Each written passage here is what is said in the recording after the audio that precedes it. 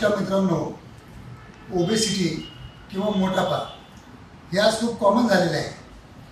कारण लठ्ठपणामुळे लैंगिक आयुष्य डिस्टर्ब होतं आणि का होतं आणि त्याच्यावर काय उपचार आहेत त्याविषयी आज आपण या व्हिडिओमध्ये जाणून घेऊया.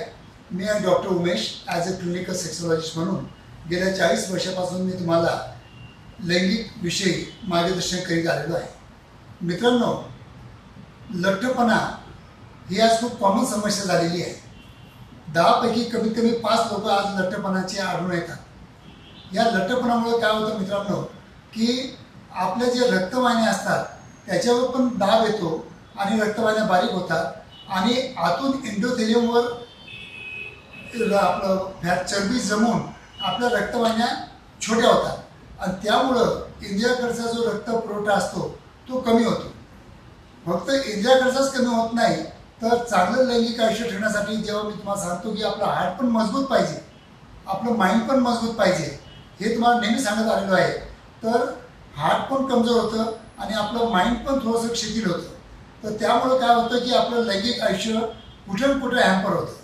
तर मित्रांनो, जर चांगलं लैंगिक आयुष्य जर तुम्हाला ठेवायचं असेल तर डेफिनेटली लठ्ठपणाला कंट्रोल करणं हे तुमच्या हातामध्ये आहे आणि त्याच्यावर तुम्हाला वर्कआउट करणं अत्यंत गरजेचं असतं. लठ्ठपणा असेल तर डेफिनेटली तुम्हाला इरेक्टाईल डिस्फंक्शन किंवा प्रीमॅच्युअर इजॅक्युलेशन या समस्याला समोर जावंच लागेल. लठ्ठपणामुळं तुमचा BP वाढतो, तुम्हाला डायबिटीज होऊ शकतं, तुम्हाला हृदयरोग होऊ शकतं आणि जे काही आपल्या ग्रंथी असतात जे ॲक्टिव्ह पाहिजे आपल्याला, जसे की टेस्टोस्टेरॉन जे सिक्रेट होतं ते टेस्टिक्युलर ग्लँडमधून सिक्रेट होतं.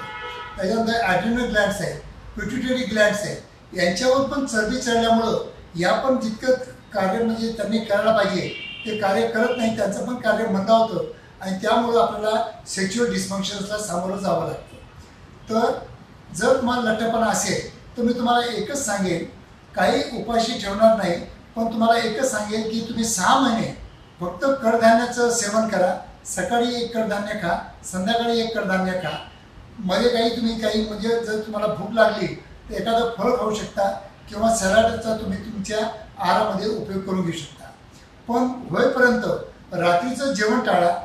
त्याच्याबरोबर स्मोकिंग, अल्कोहोल आणि अजून काही जर तुम्ही नशा करत असाल तर त्याला टाळणं गरजेचं असतं.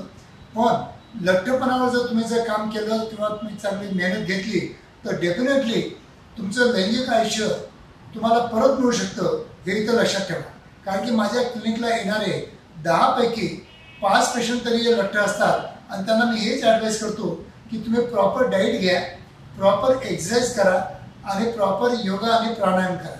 या 3 गोष्टी जर तुमच्या लाईफमध्ये अवलंबन जर केलं तर डेफिनेटली तुमचं सेक्शुअल लाईफ एकदम चांगलं आणि सुंदर होऊ शकतं, हे इथं लक्षात ठेवा.